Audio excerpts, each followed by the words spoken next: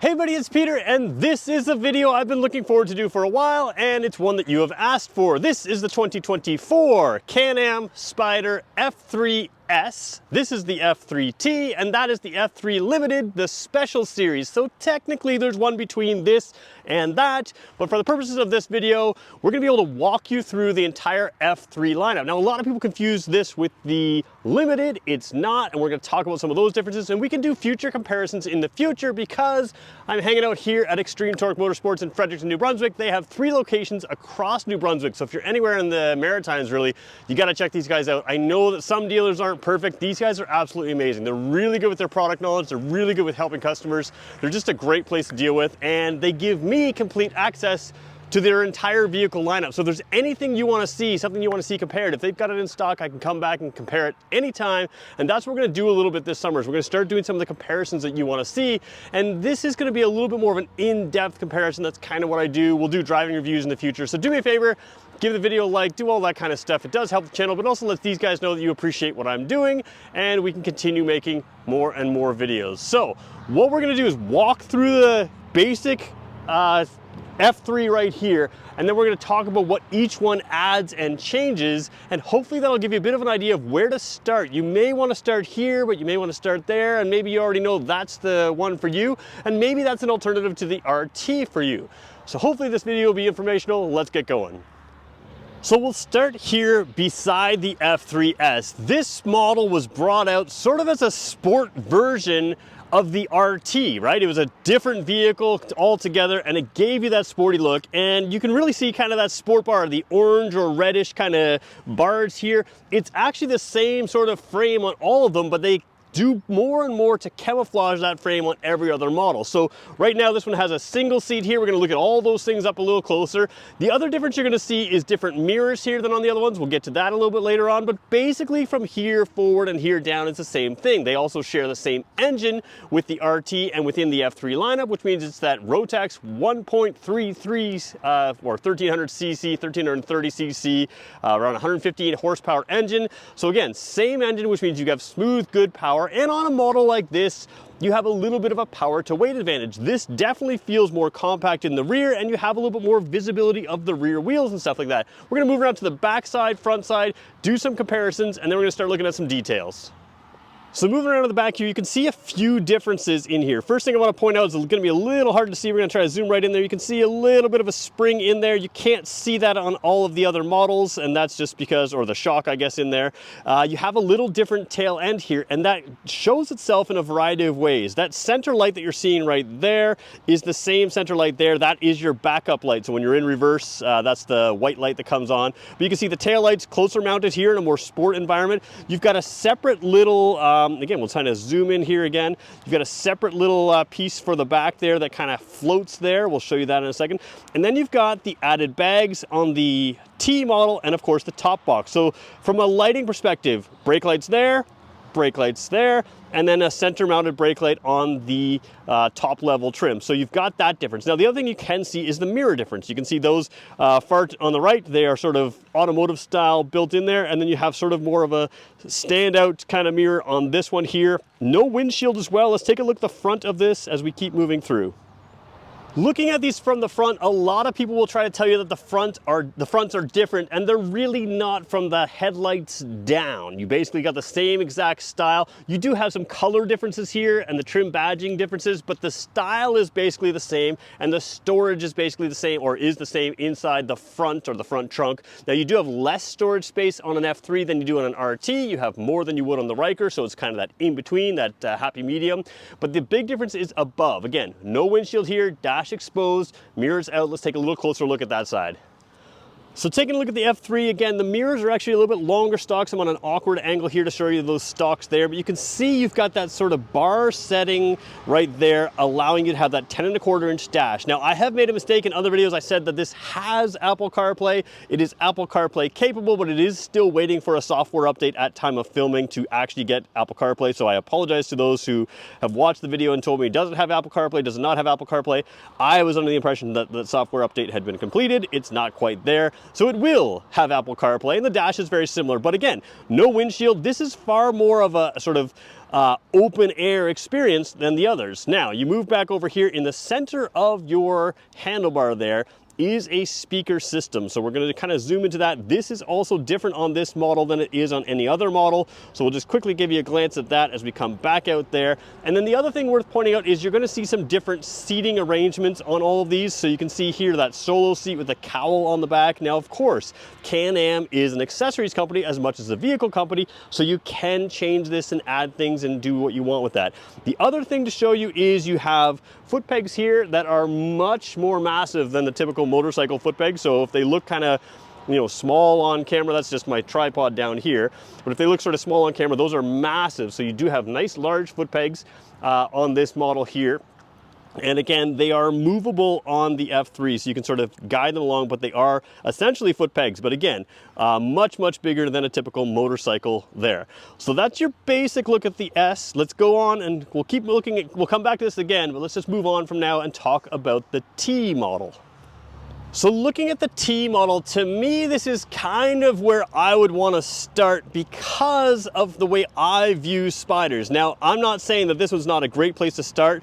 To me, you can add bags, you can add soft bags, you can add all kinds of things, but part of the benefit of a Spyder to me is the ability to start going longer distances. So you've got a little bit of extra cowl shaped up here. You can see the mirrors are built in, and that's how it is on every model from this level up. This is the T model, and you do have a windshield. Now you can of course add accessories to get a taller windshield, a different windshield, but you do have a windshield. Now there is some venting in that windshield. It allows air up the bottom, it allows air through here, and what that's going to do is going to reduce the pressure that you feel from the driver's perspective, because again, it creates a negative pressure, so it's kind of creates a sucking pressure if there's no ventilation through there.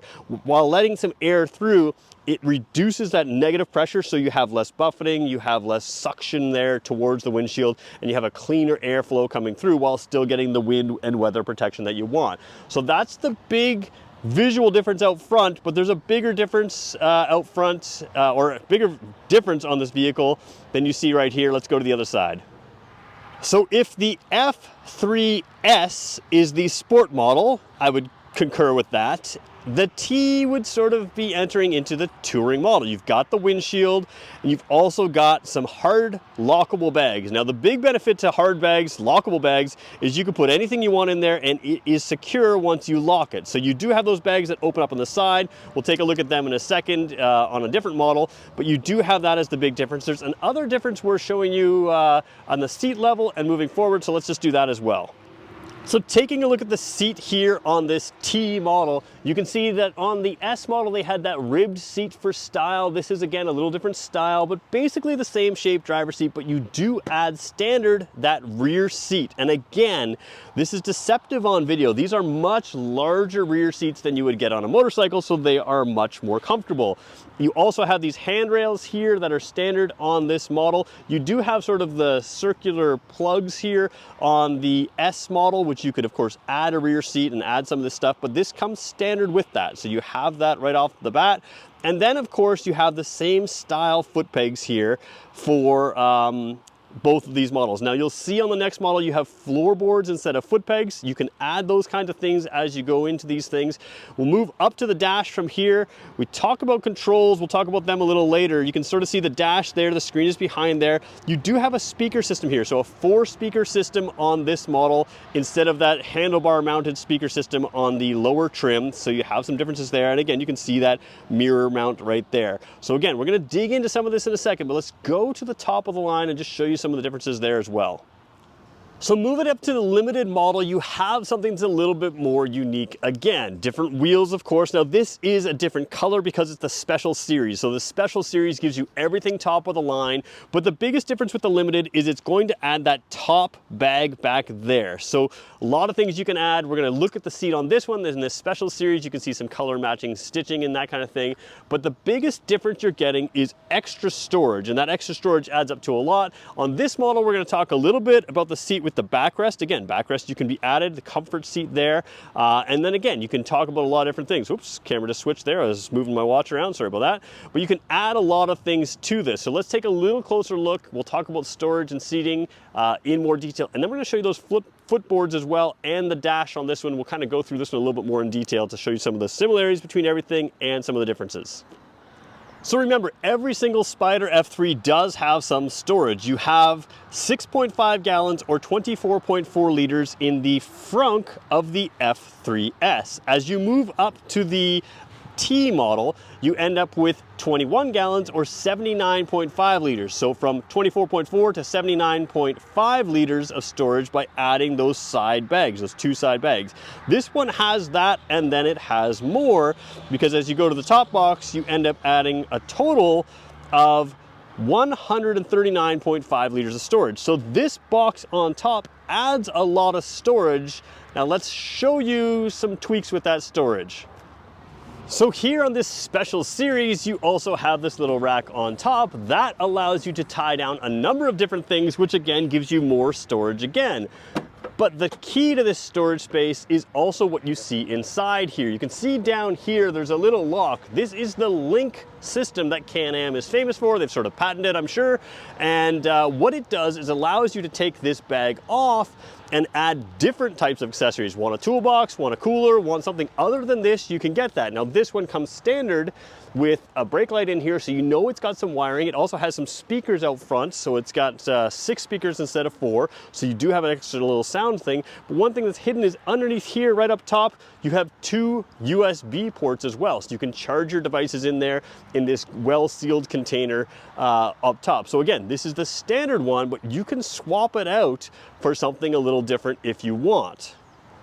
So we're gonna get to this seat in a second here. I just want to make sure I show you the speakers, but we're also gonna come down to the side bags here. The side bags, of course, are, they have a handle on top, so you can tap the handle like that. You can come down there, and you can see that you have a side bag where nothing actually moves from the actual bag. The floor stays put. This top container comes down, so you can stick things in here. Some have said this isn't as big as they would like. I would argue that it's still fairly long. It's not gonna fit a full face helmet in there, which I think is the complaint that some people are going for. But again, side bags, top bag, and the front trunk, you do have a ton of storage for someone who's typically used to a motorcycle style vacation. Now, one little trick I learned is as you push these closed, you can kind of get a little lean in there, and it can latch like that. So that's one way to kind of get it to latch really securely, is just sort of use your leg there. Now let's look at this seat here, because the seat is also an upgrade.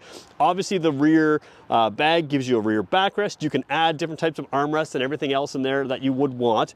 What this one has though is a front backrest as well. We're gonna sit on this in a second and show you what it looks like, but that does fold down. Jumping on these vehicles is different depending on the model, and I'm going to show you that as well in a second here. We mentioned the color match stitching here, the little limited badge down there. You do have a comfort seat here. There is a difference there to the cushioning, so again, another step up on this model. So as we talk about seating position and just generally getting on this thing, this one here with no side bags is a little more natural to kind of lift your leg over. Now I'm hitting the footrest I didn't put all the way up there, but it's a little more natural to lift your leg over and sit on it like a motorcycle. Now, of course, you can move those where you want. You do find that this is a fairly wide spread here, but still a fairly compact vehicle. Now you can get shorter reach and longer reach bars on all of these, but this is your seating position and how to get on and off. And you can see I can lift my leg over there and come across. Now I can get on like this on both this and the T, both the S and the T, but it's a little harder to do on the Special Series Limited. Let me show you why. You kind of have to get on a little differently. So with this rear backrest in place, if you're the rear seat passenger, you can simply fold this backrest down, you can step on your foot pegs, climb across, get in place, and you can put that back up and you're comfortable here. Now I will say that the limited model seems to have a little bit larger rear seat than this. I find that this sits very close to me, but it's fine. So you can fit someone in here. And again, you can sort of fit that on. You jump on the backrest or the foot pegs there. Now, as someone who wants to lift my leg over, I can't do it because of the higher bag here, but I also can't do it because of this. So what you're gonna do here is either step on the front pegs, which puts the limited reach bars kind of in your way, sometimes what you may want to do is you may want to step on the rear pegs down to the front. So rear footboards down to the front footboards to get over. It's just a little bit more awkward to get onto this bike than it is the other two, and slightly more awkward to get onto this than the Limited. I don't think it's going to be an issue for people unless they have severe mobility issues, but it's not exactly like a motorcycle. Now, you do have the benefit of this nice backrest here and the handlebars. I'm about 6 feet tall. You can see it sits nicely. It's definitely a different feeling. You're more laid, the RT, you sit a little more like this. This one, you're a little bit more laid back, but you can move those foot pegs here or those footboards here. The footboards on the RT are bigger. These ones have to be moved. So you'd have to move foot on and off of these to get your foot position moved while you're riding, but it is a different feel. This one feels a lot like a different version of the RT. The S model feels a lot more like a sort of sporty different version than a touring model. So despite the fact they're in the same family, they share a chassis, there is a difference in feel between these and a difference in look with the bigger dash here.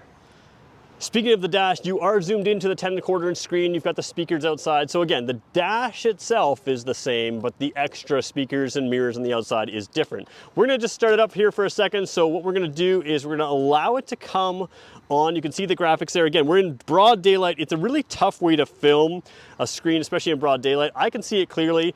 So the way we're gonna do this is we're gonna roll the throttle forward, and then we're gonna put our foot on the brake, and then we're going to start it up. And you can see it starts up. So again, a little bit of a motorcycle feel for sure here. You can see there's various dashes. We've shown those in other videos, but what I wanna show some people is they wanna know how to get in gear on this, so we're gonna show you that right now. So I'm actually using the same camera angle as before, but I've skewed the view because I'm on a full wide angle camera. So trigger and thumb, trigger downshifts, thumb up shifts. That's the same on all of these units. Now, you do not have to downshift. You can just hit the brake and you will downshift. The brake is a foot lever. There's no levers here, no clutch, no nothing else. So left thumb is shifting up gears. You do have to do that as you drive. You have the option of downshifting if you want. So you can downshift to get a little bit more of the power band to pass, and then you can go from there. We're in neutral, so I can rev it. So there's revving it there.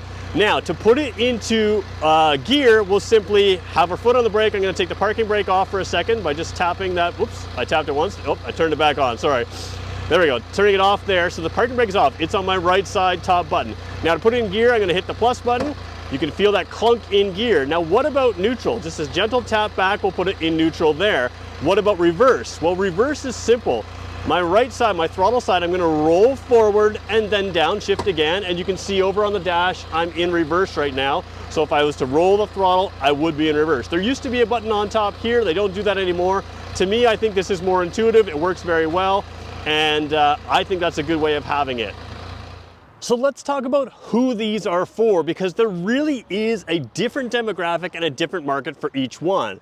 If you are looking at the Ryker is going to come in with less power than this. It's also going to come in with a little bit less size, and to me, a little bit less luxury. But if you start accessorizing up that Ryker too much, you may want to just jump over to the F3S. You still get a lot of that Ryker kind of feel, but you have more power, you have that space in the front here, and you have some real ability to decorate this up, to accessorize this up, to make it your own, whether that means for touring, whether it just means for sport, whatever it is. Once you get into a little bit more of an expensive Ryker, to me, it makes sense to move to this. This still has that motorcycle feel, that open air kind of feel of a sportier bike with a cruiser type position.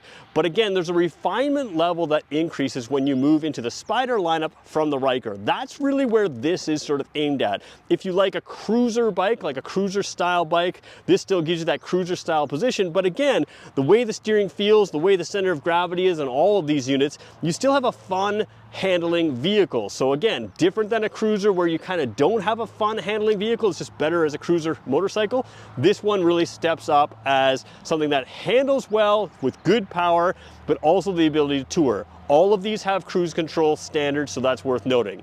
As you move down the lineup, if you're gonna add too many accessories to the F3, especially if you know you wanna take a lot of luggage along, the T makes the most sense. The T is gonna give you a little bit more touring capability just with that windshield alone, the little different look, the mirrors are down here, also work to take some wind off of you. So although you have a speaker system outside the dash and the mirrors there, they are going to work as part of that front fairing to give you a little bit less wind action. So if you're doing a lot of highway riding, a little less sporty type riding, you know, the sport-wise, they're basically gonna be handling the same, but a little more highway riding, this is gonna give you that a little bit extra wind protection. And if it's not enough wind protection, you have accessory options to go larger, and it's just the windshield that you have to add on. The side bags are definitely gonna add some touring capability, and of course, if you're taking a passenger, you've already got the passenger seat built in here. Now, it gets a little tricky when you go to the F3 Limited. Let's move over to that one right now. So the reason this gets complicated is, even though it's really just a top box different than this, it does feel like a different model. But why would you want to buy this over the RT, and why would you want to buy this over the other F3s? Let's start with the RT. First of all, the seating position here, to me, is a little bit more cruiser bike style, where the RT is a little bit more touring bike style and a little more upright. So you have a little bit more of a lean back, laid back style with this, whereas the RT to me seems to be a little bit more square. Now it can depend, you can change these things, so that's a minor thing. To me, this one still has that sporty feel of the F3. The F3 starts with that really sporty model. It was designed to be the sport model, and you still retain a little bit more of that sport model overall in this. Now I should mention here, you still have the automatic self-leveling suspension on this trim level that you would have on the RT, so there are some similarities there. So the other, I guess, difference would be that the rear seat here is a little bit more compact. So if you have someone that's a little more compact that can fit there, that might be a better option for them. If you have someone a little larger, the RT might be a better option. So really what this is to me is Can-Am knows are the only ones in this game exactly as is, and the F3 Limited seems to be, hey, if there were two different brands making the same thing, what tweaks would you make? And that's kind of what they do, but they just have it within the same brand. They're both gonna do some of the same things for you, they're both gonna be enjoyable, they share an engine, that kind of thing, but there are differences in feel, and that's what you're gonna be choosing, is those differences in feel. So that's my review of the 2024 Can-Am F3 lineup. Now, if you've seen this channel before, you know that I've done a lot of individual reviews on these models, and I'm going to continue to do more, but I know you want some comparisons. Maybe the F3 Touring with the Limit or with the RT, whatever you want to see. If there's comparisons you want to see, maybe it's this one and the Ryker, the Spyder and the Ryker, those kind of things. If there's things you want to see, especially those comparisons, let me know in the comments below. And I did leave out a lot here. I know it's a long video already. I left out a lot. Some of those are covered in the individual videos, but again, feel free to ask me the things you want to know. We're going to try to create a real solid video database of all the Can-Am products here, especially these three-wheel units, the Rykers and Spyders, to make sure that we have all the information that you could possibly want to know. And if you have questions, let me know below. Again, if you're in New Brunswick, anywhere in the Maritimes, really, you got to check out Torque Motorsports. They are awesome. Extreme Torque Motorsports here in Fredericton, 2 other locations in the province. They're just absolutely amazing to work with. They have these 3 in stock right now. And again, more reviews coming up, riding reviews, all kinds of stuff. Thanks everybody for watching. We'll catch you in the next one.